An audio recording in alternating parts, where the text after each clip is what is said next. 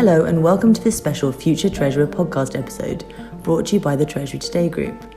I'm Sophie Jackson, co-publisher and head of strategic content at Treasury Today. And I'm Meg Coates, co-publisher and head of operations at Treasury Today.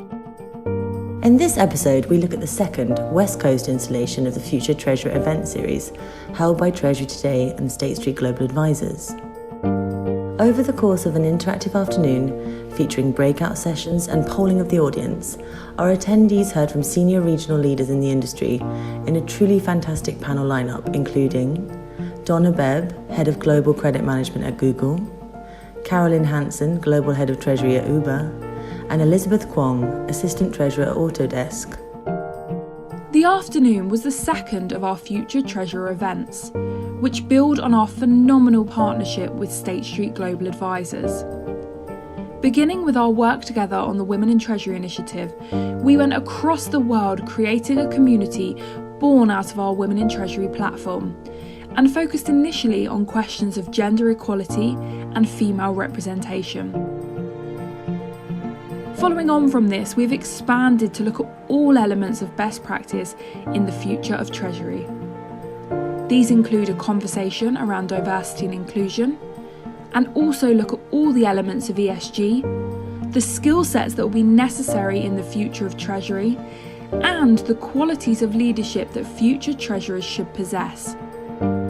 It was also a fantastic chance to bring together our community on the west coast of the US, with attendees joining us from Seattle in Washington all the way down to Southern California.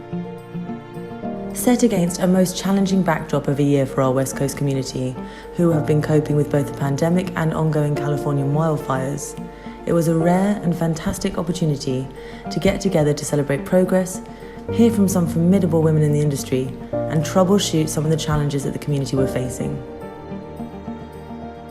For me, one of the most important takeaways from my experience working abroad was really the importance of actively listening to what is said and sometimes to what is not being said. And what I mean by that is being in a new environment with vastly different cultural norms and a place where I was no longer a native speaker of the language. It meant that I needed to observe and listen in order to learn how to effectively communicate and be heard. And so fast forwarding to now and being back in the Americas where it's home, I'm comfortable and I speak the language. This experience in Japan has taught me that it's incredibly important to stand in the shoes of others, especially colleagues where this isn't the place that the environment that we're in right now is vastly different from the environment that they come from, where they grew up in, and that as they go through the similar experience of listening, they also need to be heard, but in different ways, and so they may not be as active in expressing what their thoughts are, what their ideas are, and it's up to me, it's up to all of us to draw those ideas from them. It could be a language barrier, it could be just the way how things are done, where they're from. And it's really up to all of us to understand that each individual comes with a different set of experiences and background, and they communicate in different ways, they work in different ways. And one other thing I would like to say that is that it doesn't just stop at listening. What's really important is that you need to value and show support and advocate for people who have different ideas and different ways of doing things. Unless you stand and you show that support, it's easy for that to just get swept under the carpet. You kind of create momentum and traction once you start supporting others and become advocate for others that just aren't heard as much. Because again, this isn't, the work environment that we're in right now is not something that they're accustomed to. You know, when people can relate and feel included and welcomed, it's just human nature to feel more empowered, which can boost confidence and can be a motivator for the job and working together as a team. I'd say, take Uber, we're in like 60, almost 70 countries. We serve around 10,000 cities and local communities. The company is really built on creating these opportunities and connecting people from all over. my team is global, and I learn new things every day working with all of the different people across the world. And that's something that is a great feeling, right? Never bored, never gets tired. But to really build a cohesive team, we do need representation and diverse views. Everyone has their own individual strengths, and we need to play to those strengths and make opportunities to develop on those focus areas. I would say to build a cohesive and successful organization, we need a representation at all levels, especially in leadership and decision-making roles. And when I was thinking about what Liz was saying, there was a study that was released in late 2019 about women in the workplace, and it indicated that there was progress being made for women in leadership roles, but women specifically, there's this like broken rung at step up to manager level, which is where the study indicated that women were really falling behind in terms of male counterparts, and that this is the biggest obstacle that women face on the path to leadership.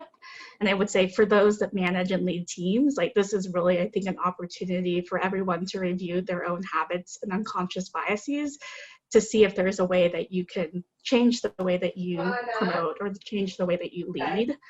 I think earlier on in my career, it would have been, really nice to see more people that looked like me on panels like this or at conferences or other speaker series. That way that, they could serve as a role model or a mentor. I've luckily been very fortunate to work with many, many leaders, and I've seen lots of positive changes, but I think there's still a lot of work to be done.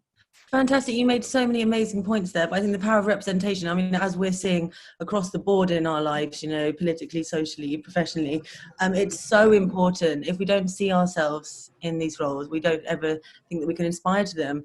I think also in the past, people speak about a role and they consider it to be already designated to a certain person. It's amazing to me how many times people talk to me about a CFO or CEO and they say he by accident, because we just haven't quite got used to seeing this real diversity. But the conversation you mentioned there around unconscious bias, around being brave enough to look at ourselves and acknowledge our failings is so powerful. And one of the things that I'm really enjoying at the moment is that people are not afraid to be vulnerable about these things. They're not afraid to learn, and they're not afraid to admit that there's still quite a lot of work for everyone to be doing. I mentioned earlier there that we're speaking around the issue of diversity and inclusion, which we've just discussed here, but also that we want to broaden this out to think about the other areas that we think future treasurers should be focused on. So Donna, when we spoke earlier, you mentioned briefly ESG in the work that you've done. ESG is an often cited term. We all know what the letters mean, but what does it mean for you? And more specifically, when we think about your work in sustainability, what has your work in that space over the last 8 years shown you? Okay, so I'll give you my short version today, but happy to talk later if anybody is interested. I think my opinion on ESG has definitely evolved a lot over the years. And when I started the research fellowship at Stanford, I didn't know what it was. It really wasn't a thing. That was in 2014. So unless you were deep in the impact investing space or socially responsible investing, you didn't hear about it. And my first reaction was skeptical, because to me, as a former credit analyst, I remember having these conversations with people saying, well, we already include all of that stuff. And it made me step back and think, what is ESG? And to your question of what does it mean to me?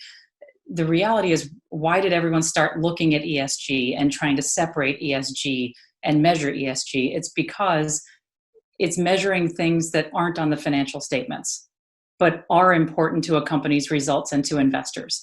And I started thinking, okay, I've been including these in my analysis for years. Why do we need it separated? What I began to realize by sifting through this and trying to determine what the issue was is that the data still wasn't there.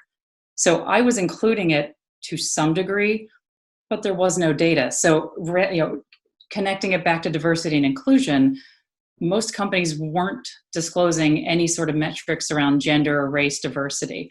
Most companies weren't disclosing pay equity data because of this ESG movement and this desire and understanding that these metrics matter.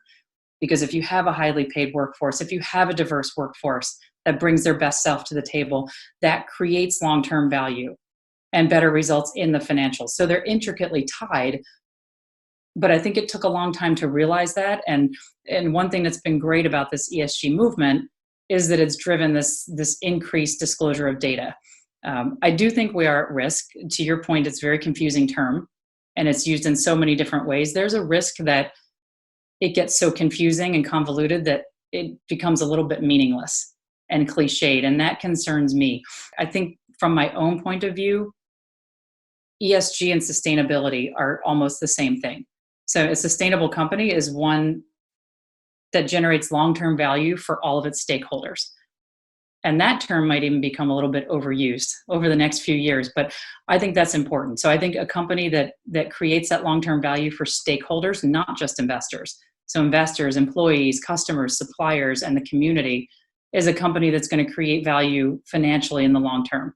So I think ESG is meaningful, and I think we need to be careful, because if you get too far into the weeds and bifurcate the definition and it becomes meaningless, then we may lose the initial reason for starting to look at ESG in the first place. But it's been driving a lot of what I think are critical changes in reporting and measurement that will change the landscape.